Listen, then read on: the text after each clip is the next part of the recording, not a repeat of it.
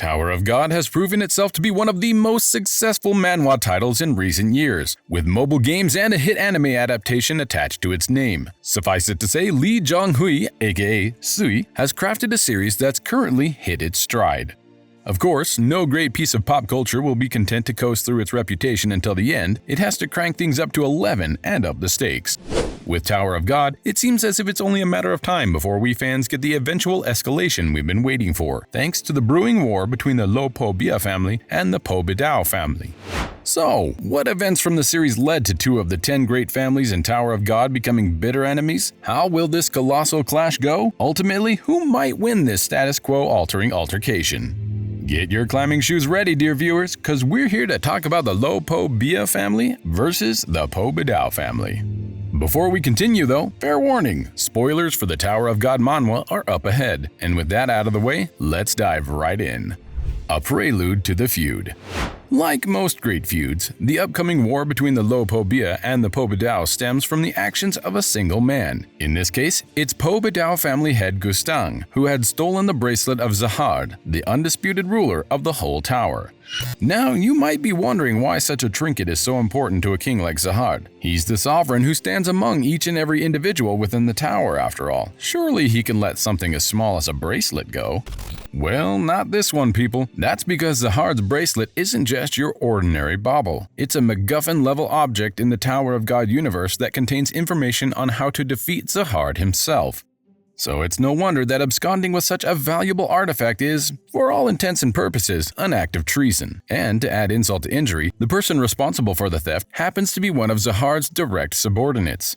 Here's the thing though, we haven't even mentioned the Lo Po Bia family anywhere in this story yet. In fact, it's becoming more and more apparent that this feud isn't between 2 of the great families in the tower, it's between a king and an unruly subject. But this is where the Tower of God really shines. Instead of having Zahard, the bosses of all bosses in their universe, go full John Wick on Gustang, SIU went with a more believable option, having Zahard act like a true totalitarian and ordering his underlings to deal with it.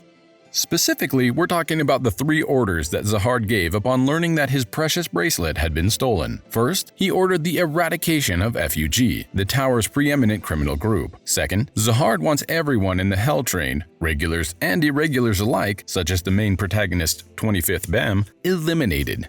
Finally, there's the final order, the complete and total annihilation of the Po Bidau family. In other words, Zahard has adopted a scorched earth approach to Gustang's transgression. To do this, the king instructed his closest subordinate, the Lo Po Bia family, to handle the task. Now, what you need to know about the 3 orders is that they're less of a checklist than they are, say, a directive containing optional tasks. Complete any one of the 3, and the remaining ones disappear.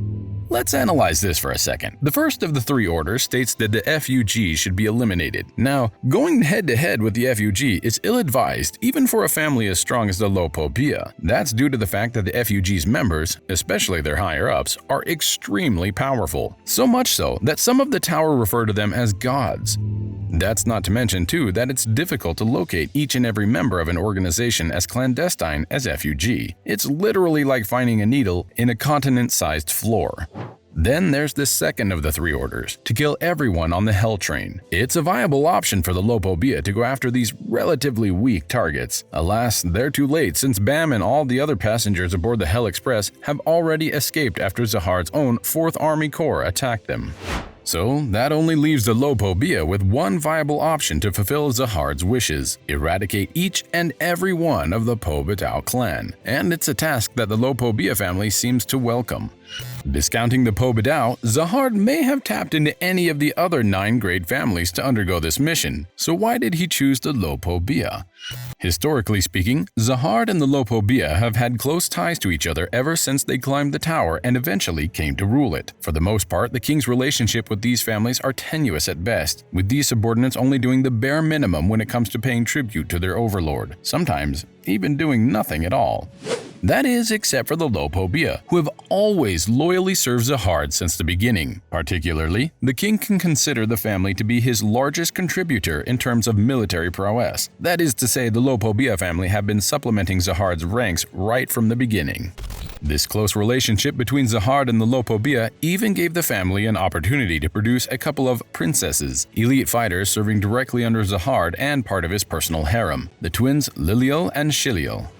That said, it's fair to say that Zahard might have a certain preference for the Lo Po Bia as opposed to the other 10 great families, which explains why he ordered them to be the hounds that will strike the Po Bidau from the history books. Of course, the Lo Po Bia family isn't doing this for free. In exchange for their services, Zahard had struck a deal that states the family will be granted control of the Zahard's 4th Army Corps, the same unit responsible for attacking the Hell Train, effectively turning them into traumatized men.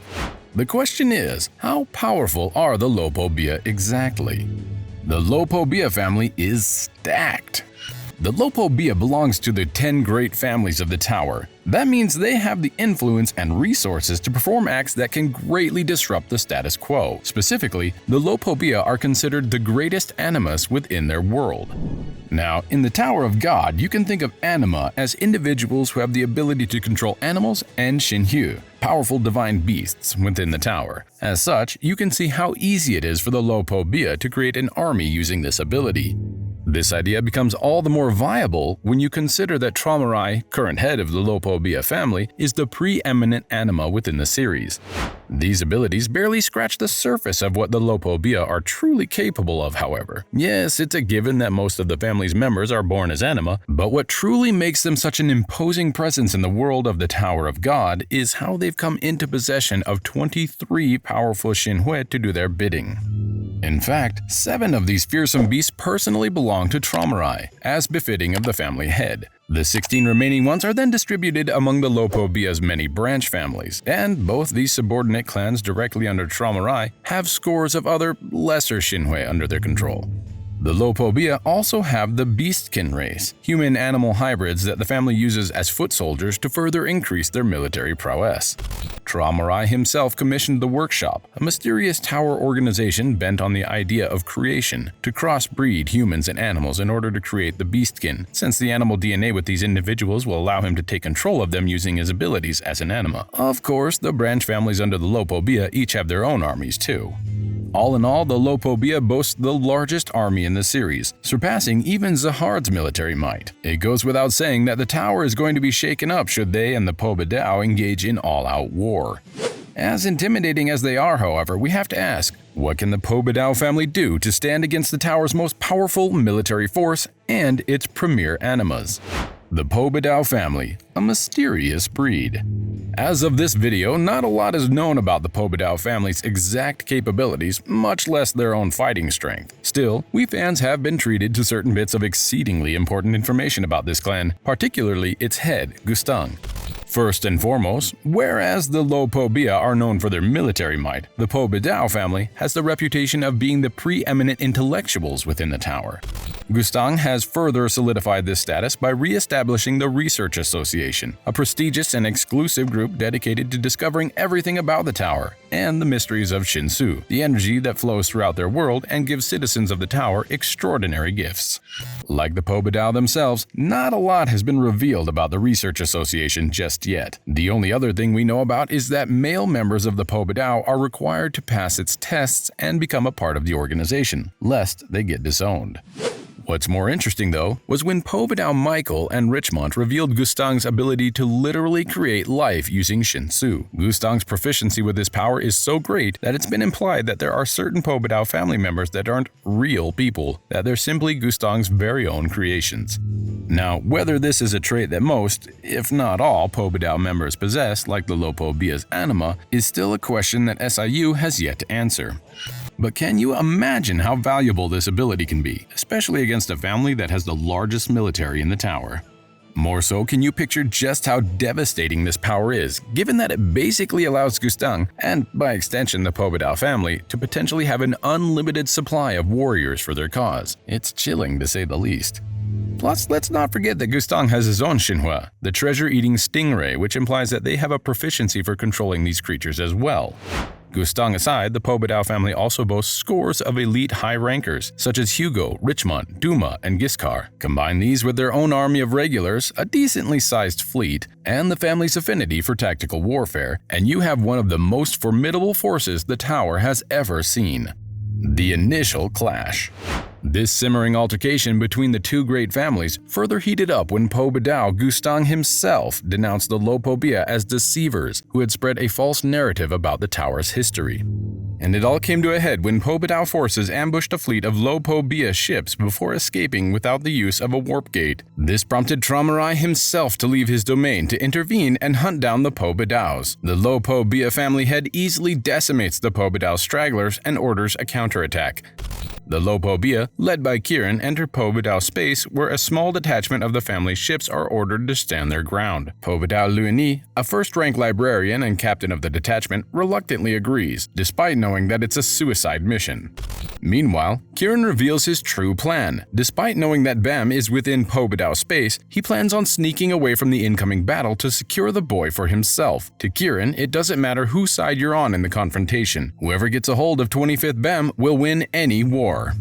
While this is happening, Traumarai continues massacring the Po Bidau warriors who ambushed his fleet. But in the middle of this, he receives a curious message from none other than Gustang. He tells the Lo Po Bia head to stop bothering with the underlings and face Gustang man-to-man. The Po Bidau matriarch then appears in front of Traumarai aboard his gigantic floating library. The two family heads hurl insults at each other before the Lo Po Bia family head loses his patience and asks Gustang about his true motive for the attack. Gustang partly reveals his plans. These hostilities are revenge for taking away Zahard and what the families did to his daughter, Ine, and his former lover, Eurasia Blossom, after the two women learned of the tower's true history. Traumarai pleads with Gustang, telling his rival to let bygones be bygones as he and other great families agreed to for so long. But there's no deterring the Po Bidau patriarch, and he retaliates by attacking Traumarai right then and there. The Lo Po Bia leader, of course, fends this opening salvo off, with Gustang further revealing his hand, that he's become disillusioned with the status quo, with Zahard's rule, and a change is in order. From this small bit of information, Traumarai is able to determine that Gustang's looking for the irregulars, such as 25th Bam, to bring about the downfall of the great families and Zahard. This is all thanks to a loophole within the tower's rules, which states that no one may kill any of the 10 great family heads and Zahard, that is, no one except irregulars. Upon hearing this, Gustang corrects his opponent. He shows Traumarai the bracelet he had stolen and reveals that it can kill Zahard and all the leaders of the 10 great families. But he doesn't plan on using it himself. He wants to hand it to the irregulars and let them decide their fate. Gustang also reveals that he needs his book of memories to determine exactly what he'll do next, especially when it comes to dealing with Traumarai. According to the Po Bidau head, he'd have a much clearer idea of whether to kill the Lo Po Bia leader or not once he unlocks the contents of that book. Gustang then traps Traumarai in a maze of books using his power. While all this is happening, Lo Po Bia Lobadan, Traumarai's most loyal son and field marshal of the family, had managed to draft Yama and Yasracha, two powerful beastkins, to retrieve Gustang's book from the Po Bidau village lot. There, they come face to face with librarian first-class Po Bidau Giskar, the keeper of the Book of Memories. The beastkin tandem and the high ranker duke it out. All the while, the Po Bidau fleet is set upon by Lo Po Bia's combined forces, made up of all its branch family heads and their men.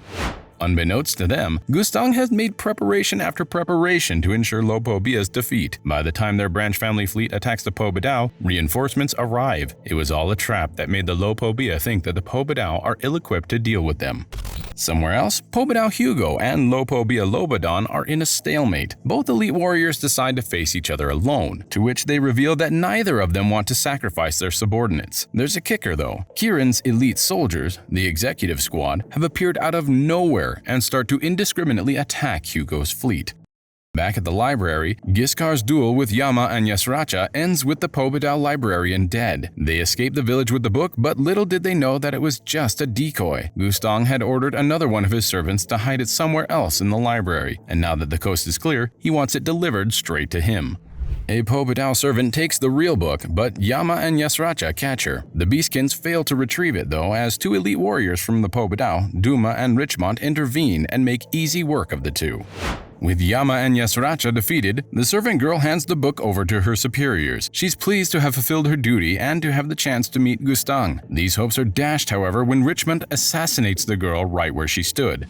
It turns out, Gustang is keeping his plans for the Book of Memories close to the chest. No one aside from his closest and most trusted kin may know about it. In the meantime, Hugo and Lo Po Bidau continue their duel in spite of their reluctance for the ongoing clash between the two. Kieran's executive army continues to lay waste to Hugo's fleet against Lo Po Bidau's wishes.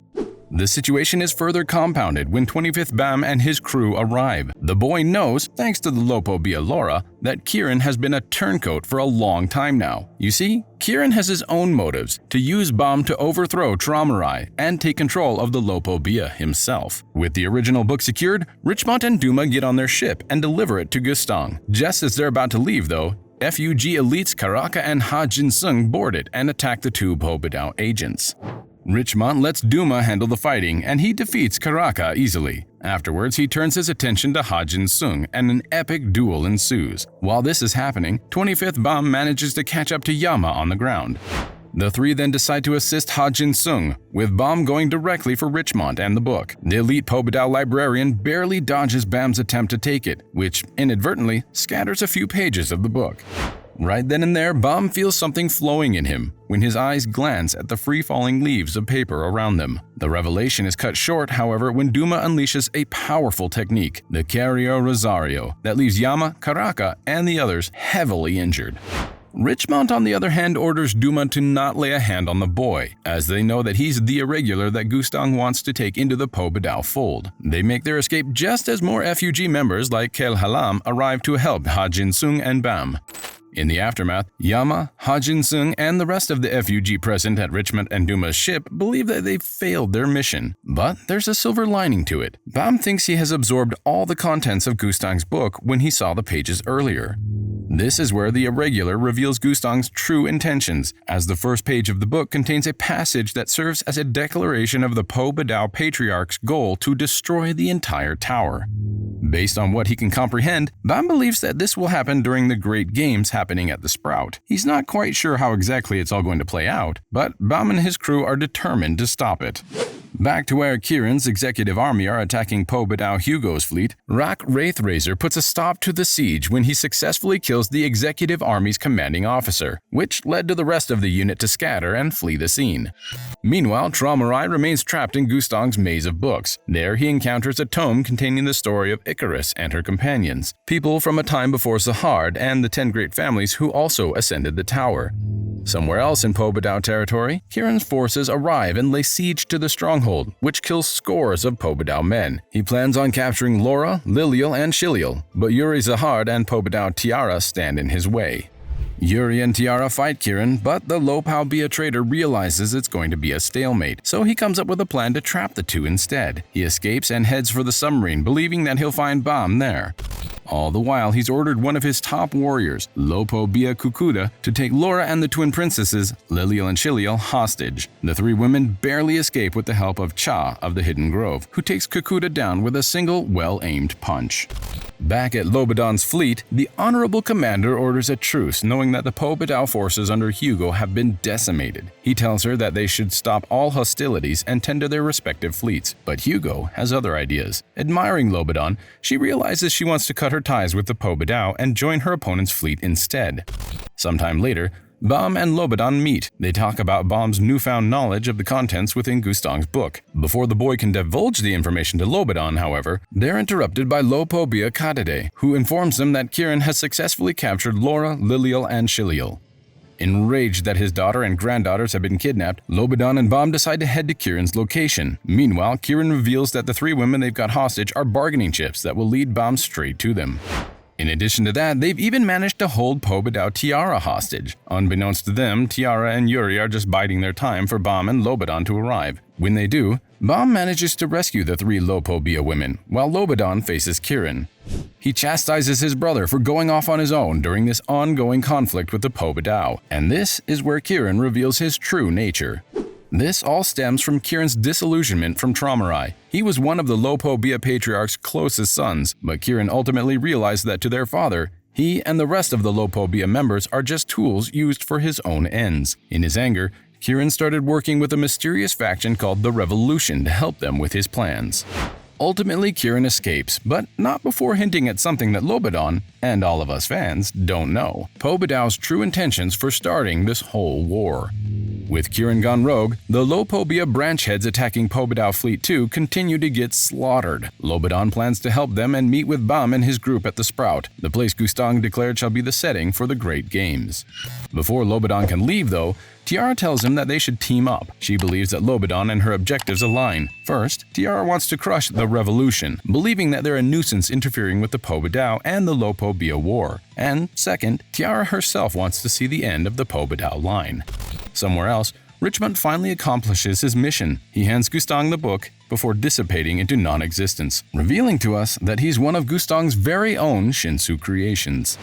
Gustang relishes coming into possession of his prized tome, so we can only imagine the crushing disappointment he felt when he opened it and saw that all the pages were now blank. It turns out that its contents have passed on to someone worthy, and that's none other than Bam.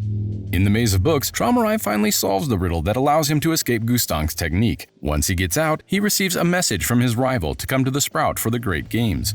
Shortly afterwards, Po Bidau Bellerir, vice-captain of their family's army, offers the branch heads pinned at the Fleet 2 site to either die or surrender. Meanwhile, Bam and his crew make their way to the location of the Great Games. However, they're set upon by Traumarai, who wants to take Bam with him. Outmatched, everything seems lost when Duma arrives at their location. Gustang has ordered him to capture Bam as well. This three-way battle is interrupted when Bellerir sends them a message, welcoming them to the entrance of the Sprout, the venue where the Great Games will be held.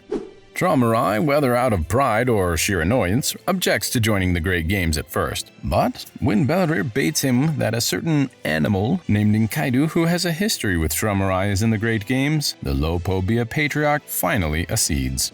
Back at the battlefield where Po Bidau's second fleet face off against the Lo Po Bia's branch leaders, Lobadan is surprised to discover that it's become evacuated. Not a single Lo Po Bia ship or Po Bidau ship can be seen anywhere. His confusion subsides only when Lo Po Bia Pokoko, the only branch family head to escape the Po Bidau ambush, reveals himself and tells Lobadan that Bellerir has taken all the other branch family heads to the Sprout to play a game. At the Sprout, Bellerir reveals the rules of the Great Games. It's going to be a Battle Royale-style competition, with each participant representing a chess piece. At the game's final leg, Traumarai and Gustang will face each other with the chess pieces that remain active. Bellerir also reveals that Traumarai's chess pieces will be represented by all the branch family heads that the Po Bidau has captured at the Second Fleet site. As this is happening, Lobadan and his army warp into the back entrance of the Sprout only to be met by a fleet of Po Bidau ships led by Gustang's very own right-hand man, Proust. And with that, the war between the Lo Po Bia and the Po Bidau has come into full swing. A bloodbath is about to begin on the ground. In the skies, a battle between the family's two strongest kinsmen. How the war between the Lo Po Bia and the Po Bidau might end. Given the complex narrative and the host of players in Tower of God's ongoing saga, it's hard to determine where this ongoing war between the Lo Po Bia and the Po Bidau will end up. There are just too many variables and motives at play to come up with a definitive answer. However, this just makes Tower of God's storyline all the more ripe for theories. That said, here's a couple that we came up with. Take these with a grain of salt, of course. They're mere speculation. The Lo Po Bia are planning a takeover. Remember, Zahard has basically ceded control of the 4th Army Corps to the Lo Po Bia family. In addition to that, a huge part of the king's forces are made up of Lo Po Bia soldiers that the family sent him over the course of their relationship. What if the Lo Po Bia, particularly Traumarai, have their own ulterior motives? It's easy to picture that the family has just been playing along with Zahard. Keep in mind that they've been gradually installing members of their own family into the king's military over the course of centuries. This might be a way to eventually divest Zahard of his status, so that Traumarai ends up becoming the new sovereign of the tower by way of a huge military coup. It might also explain Traumarai's fixation with Bam, who's an irregular that can kill Zahard. What more powerful weapon is there for the Lo Po Bia patriarch than a god killer on 2 legs at his beck and call? The war with Gustang and the Po Bidau clan might just be a bump in the road that Traumarai didn't see coming, perhaps the only threat that stands between him and complete control of the tower. Gustang and Traumarai will join forces. Perhaps Gustang is planning to deliver the information contained in Zahard's bracelet to Traumarai eventually. I mean, he's already teased the green-haired anima with it. So it's not much of a stretch to say that perhaps Gustang might try to convince Traumarai to join his cause to overthrow the current king of the tower, Zahard, and overhaul its entire status quo. After all, one great family might not be enough to turn the tower over its head, but two? And when you consider that one of them has a large army, while the other holds arcane knowledge about Shinsu and the tower itself, well, that might be sufficient to bring Zahard to his knees. And considering that they're both after Bam, it seems plausible for the two to join forces and use the boy to overturn the tower's status quo. Add the fact that all the other great families are dormant, to say the least, with their allegiances towards Zahard tenuous at best, and you can see how having a premier anima, a Shinsu genius, and an irregular superweapon to be more than enough to cause an upheaval in the tower. Whatever the case may be, one thing's for sure, we Tower of God fans are in for a wild ride as the war between the Po Bidau and the Lo Po Bia continues. In the meantime, all we can do is hang on to our hats as the great games begin, watch in awe when Lobadan and Proust clash in space, and ultimately hope that our favorite characters make it out alive. What do you think will happen by the time these two great families' war ends? We'd love to know your thoughts about it, so sound off in the comments section below. And if you love manga and anime content, don't forget to subscribe to our channel and turn on notifications to be the first to see our videos. We'll see you soon.